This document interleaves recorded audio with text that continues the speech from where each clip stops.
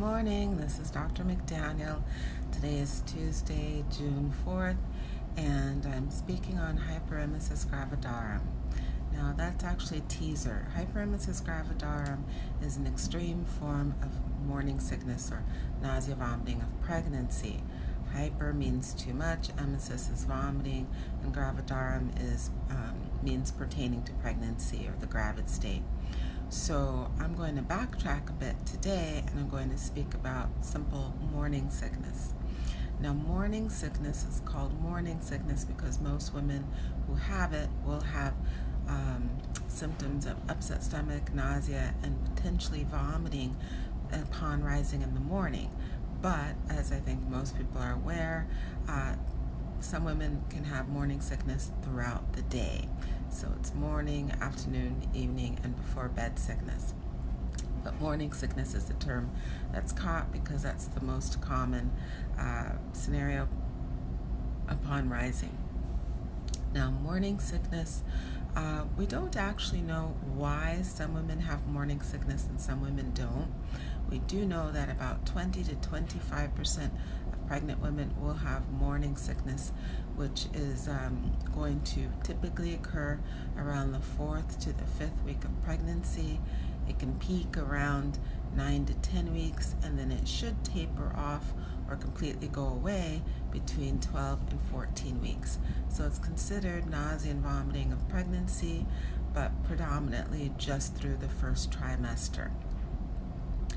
We don't know why some women have it, but it does seem to increase in frequency and prevalence with increased pregnancy hormone levels.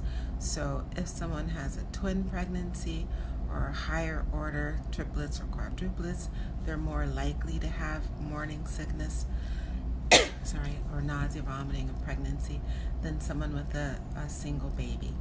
And women who have had morning sickness for one pregnancy are more likely to have it for subsequent pregnancies. Morning sickness can be exacerbated. So often we will tell women if they have morning sickness or nausea, vomiting of pregnancy to try to keep just a little bit of food in their stomach at all times, because it's more likely or it's exacerbated if they get really hungry. So if their stomach gets really empty, it's growling, or if they get really full. They're super hungry because they've been sick to their stomach, they haven't been able to eat much, and then they go and gorge on something because they're ravenous. But of course, now they've over-distended their stomach, and it's all going to come back to greet them. So morning sickness can be exacerbated with being too hungry or too full. So I always tell patients to keep just a little bit of food in their stomach, and unfortunately carbohydrates seem to work the best.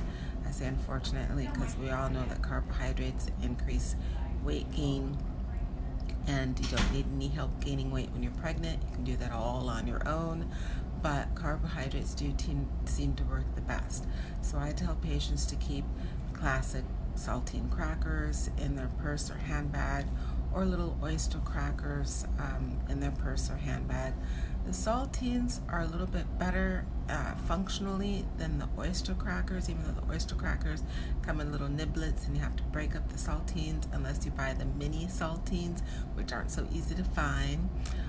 But the saltines are good because they have salt, and salt is great because it helps maintain the blood pressure and keep women from feeling dizzy if they haven't had a lot of fluids. So the salt on the saltines is the best. Don't get the ones without salt. That defeats the purpose. So nibbling on the saltine crackers or the oyster crackers if you're not feeling super weak, you just don't want to eat. So that works the best. Just break the cracker up and have a little niblet every 20 to 30 minutes is fine. That keeps a little bit of food in the stomach, especially the carbs work the best, and it decreases the likelihood or the prevalence of the nausea. Oftentimes I tell women not to mix solid foods with liquids, and that's because for whatever reason, we don't know the physiology behind it, but the sloshing of the food in their stomach does tend to kick off the nausea episodes. So if they separate solid from liquids by at least a half an hour to 45 minutes, that will also decrease the propensity towards upset stomach, nausea, and ultimately vomiting. Unfortunately, I tell patients, food that tastes really good is also going to usually be a problem. So really spicy food or really sweet, rich food will often kick off nausea and potentially vomiting. So for better or for worse, bland, non-seasoned or very little seasoned food works the best.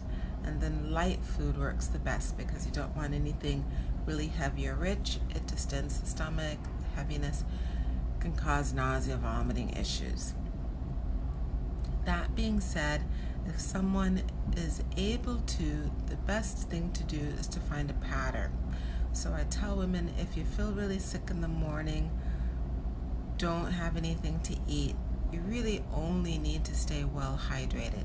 So the athletic drinks, Gatorade or any of the aids, Powerade, or even the children's drinks, Pedialyte, those are all have salts and sugar, so electrolytes to keep your blood volume up so you don't feel dizzy, weak, pass out from not getting a lot of fluids or not having enough food. So if you can, just take room temperature electrolyte fluids like the Gatorade or the Pedialyte, have tiny little sips of that first thing in the morning, no solid food. For whatever reason, water, which seems like it should be the best solution, does tend to make a lot of women nauseated. So I'd stay clear of water, just take a sports drink, or what works really well also, room temperature ginger ale. So ginger ale, the fizziness, and we all know that ginger does seem to help really well at decreasing nausea. Keep room temperature ginger ale at your bedside. Sip a small sip of that if you wake up during the night, and then have a small sip first thing in the morning. Not a big gulp, a small sip before you get out of bed. And then you can alternate the ginger ale, because the ginger helps a lot, with the sports drinks. What I also tell women to do is to take ginger root, shred that, put it in a little cheesecloth. You can get those at all the drugstores or the cooking stores. They're easy to find. And then boil it. So you steep it, boil it in some water. Let that cool down. Add a teeny little drop of honey.